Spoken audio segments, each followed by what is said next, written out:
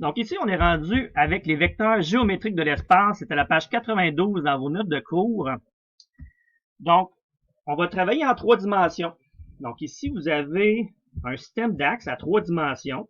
Vous avez le X ici, le Y ici comme d'habitude, et le Z. Comme vous pouvez voir, dans le super axe que j'ai ici, j'en ai 3. On a l'axe des X ici, nous avons l'axe des Y ici, et nous avons l'axe des Z. Donc, on est en 3 dimensions ici. Je vous demande maintenant de tracer à l'exemple 1. Donc, juste avant l'exemple 1, là, vous savez que dans le système d'axes, pour situer un point, par exemple, là, ce que je vous demande à l'exemple 1, c'est de situer le point 3 en X. Donc, on avance à partir de X vers l'axe. Donc, quand on se déplace vers le X, on se déplace vers le positif. Donc, on se déplace de 1, 2, 3 coches. On est rendu ici en X. En Y, la valeur est de moins 2. Donc, les Y positifs sont ici. Donc, il faut reculer de 2 parallèlement à l'axe des Y. Donc, 1, 2. On est rendu ici. Et il faut monter de 4 en Z. Donc, l'axe des Z monte de manière positive. Donc, rendu ici, on fait plus 1, plus 2, plus 3, plus une 4e coche. On est rendu ici. Donc, situer ce point-là et former le prisme rectangulaire. Tracez-vous des petits points ici en pointillé pour voir, pour situer dans l'espace correctement le point P. Donc, tracez-vous des lignes ici pour former le prisme rectangulaire. Donc, on se rappelle, si on s'en va dans cette direction-là, en X, on est rendu dans les X négatifs. Les X positifs sont ici. Les Y positifs sont ici. Les Y négatifs, c'est par là. Et les Z négatifs, c'est la hauteur négative. On s'en va vers le bas. Donc, exemple 2 maintenant, ou en fait, le prisme rectangulaire que vous avez obtenu.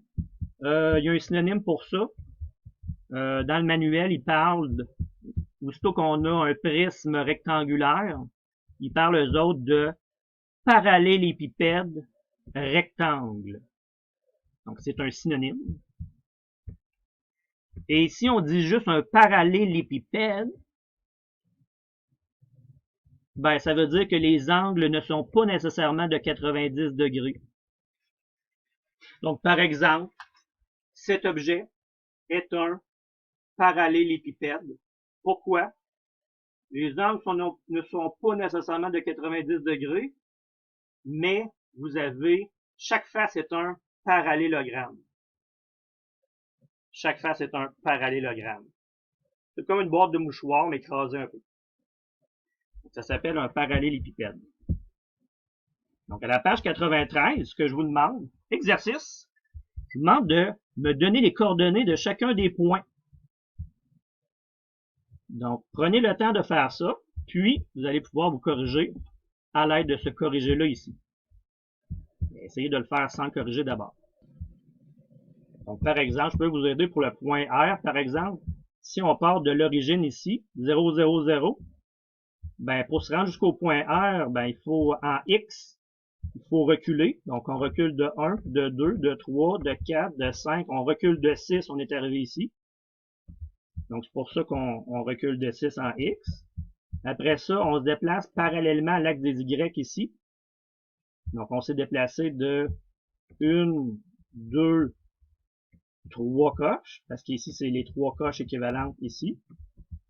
Donc, on s'est déplacé de 3 en Y de manière positive.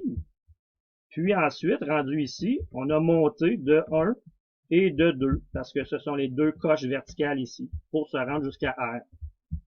Donc, les coordonnées du point R, ce sont celles qui sont là.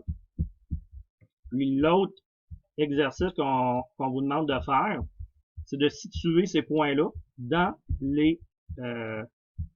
dans le système à 3 axes ici. Et comme réponse, vous obtiendrez ça. Et je vous demande aussi de faire la perspective. Donc, faire le parallélépipède si c'est possible.